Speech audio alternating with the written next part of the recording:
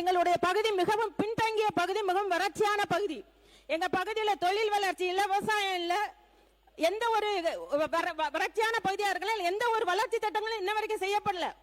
அப்படிப்பட்ட எங்க சிவகங்கைக்கு எத்தனையோ அமைச்சர்கள் வந்திருக்கிறார்கள், எத்தனையோ ஆட்சியாளர்கள் வந்திருக்கிறார்கள். இதை இன்ன வரைக்கும் அதை அப்படிப்பட்ட சரித்திர பூமி, புண்ணிய பூமியில எந்த ஒரு வளர்ச்சி திட்டங்களும் செயல்படுத்தப்படல. இளைஞர்களோட சிந்தனை மாறினால்தான் அவங்க வாழ்க்கை மாறும். ஆனா இளைஞரோட சிந்தனை எதுவுமே மாறுறதுக்கு வாய்ப்பே இல்லை. எங்க ஊர்ல ஒண்ணு வேலையை தேடி வெளியில போகணும், இல்லாட்டா சிவகங்கையில இருந்து சும்மா பேசிட்டு இருக்கணும். அந்த மாதிரிதான் இருக்கு படித்த இளைஞர்களோட இன்னைக்கு வாய்ப்பு. ஏன்னா ஒரு பொறியியல் கல்லூரி இல்ல, ஒரு டெக்னிக்கல் கோர்ஸ் எதுவுமே கிடையாது, ஒரு உபரி தொழில்கள் எதுவுமே கிடையாது எங்க ஊர்ல. சுகாதாரத்துறையை பார்த்துக்கிட்டா மருத்துவத்துல மருத்துவ கல்லூரியில சாதாரண காய்ச்சல் சின்ன சின்ன இதுகளுக்கு வேணா அந்த மருத்துவ கல்லூரியில சிகிச்சை பெற முடியுது தவிர பெரிய அளவில் ஹார்ட் ஸ்பெஷலிஸ்ட் இல்ல, நரம்பியல் நிபுணர்கள் இல்ல, எந்த ஒரு பெரிய உயர்தர சிகிச்சைக்கான வழிமுறைகள் எதுவுமே எங்க ஊர்ல இல்ல. அந்த பெரிய உயர் சிகிச்சை எல்லாமே எங்க ஊருக்கு வேணும். எங்க ஊர்ல மருத்துவ கல்லூரி இருக்கு, அதுக்கு வேணும். அதே போல சின்ன படித்த பிள்ளைகள் எல்லாம் நர்சிங் காலேஜோ T.Pharm P.Pharm இதெல்லாம் படிக்கணும்னா வெளியில தான் போக வேண்டியிருக்கு. அரசு சார்ந்த கல்லூரிகள் எதுவும் இல்லை. இப்ப அரசுல நம்ம முதல்வர் அவர்கள் 7 கல்லூரிகள் நர்சிங் கல்லூரி அறிவிச்சிருக்காங்க. அதுல ஒரு கல்லூரியை எங்களுக்கு தாங்கன்னு தாழ்மையோட கேட்டுக்கிறோம். மிகவும் பின்தங்கிய பகுதி, யாரும் ஏறிட்டு பார்க்காத ஒரு பகுதி, எங்களுக்கு வாய்ப்பை கொடுங்கன்னு நாங்க அந்த 7 கல்லூரியில ஒரு கல்லூரி எங்களுக்காக கேட்கிறோம். அந்த கல்லூரியில் தந்தீங்கன்னா படிக்கிற பிள்ளைங்கள் பயன்பெறுவார்கள், பொறியியல் கல்வி வந்தால் இளைஞர்கள் பயன்பெறுவார்கள். இதை சபைக்கு தெரிவித்துக் கொள்கிறேன். கிராஃபைட் தொழில் இருக்கு, அந்த கிராஃபைட் தொழில இன்ன வரைக்கும் எந்த ஒரு திட்டங்களும் கொண்டு வரப்படல. கிராஃபைட் நல்ல உலகத்தரம் வாய்ந்த கிராஃபைட் தொழில இதுவரைக்கும் சந்தைப்படுத்துதல்ல வெளிநாடுகளுக்கு கொண்டு செல்லப்படவில்லை. இப்படி வெளிநாட்டுல முதல் தரமான இந்த சந்தைப்படுத்தல் இருந்தா எங்க பகுதி தொழில் வளர்ச்சியில முதல் தன்னிறை பெற்ற மாவட்டமா இருந்திருக்கும். இன்னைக்கு அந்த பகுதி சந்தைப்படுத்தப்படல. முதல் தரமான கிராஃபைட்டை தயாரித்த முடித்த பிறகு கழிவுல இருந்து பென்சில் போன்ற உபரி தொழில்கள், சார்பு தொழில்கள் தயாரிக்க முடியும்.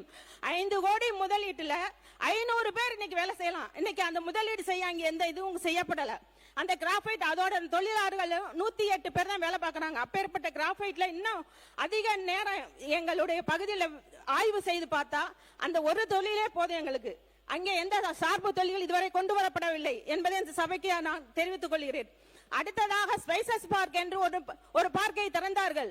அது இதுவரைக்கும் அந்த பார்க்கை நடத்தவே பூட்டி தான் கிடக்கு. அதை எதுக்கு ஓபன் பண்ணாங்கன்னு தெரியல. கடந்த ஆட்சியில எங்க ஆட்சியில் அதை நடப்பாண்டுக்கு கொண்டு வரணும்னு இந்த சபைக்கு தெரிவித்துக் கொள்கிறேன். அதே போல விவசாயத்தை எடுத்துக்கிட்டீங்கன்னா விவசாயத்துக்கான தண்ணீர் வரத்தோ, கம்மாய் குளங்கள் குட்டைகள் இதுவரைக்கும் தூர்வாரப்படாம வேலிக்காத்தான் மண்டி இப்படிதான் கிடக்கு. எங்களோட அத்தனை நீர் வரத்துகளும் அடைபட்டு கிடக்கு. அதையெல்லாம் தூர்வாரி விவசாயத்துக்கு எங்களுக்கு பெரிய தண்ணீர் வரத்துக்கு ஏதாவது செய்யணும் சொல்லி நம்ம கவர்மெண்ட்டை கேட்டுக்கிறேன். எந்த பகுதிக்கு போனாலும் அந்த பகுதியில் வெறும் வேலிக்காத்தான் தான் மண்டி இருக்கு. எங்க ஊர் கரிக்காடா தான் கிடக்கு.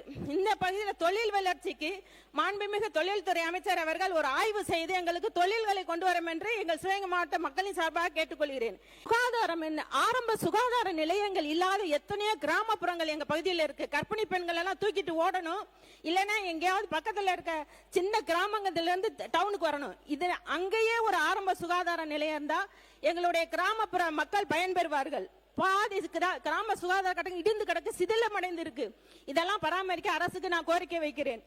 எங்க ஊர் பாத்தீங்கன்னா சசிவர்ண தேவரால உருவாக்கப்பட்ட எங்க ஊர் இன்னைக்கு தெப்பக்குளம் ரொம்ப அழகான இடம்.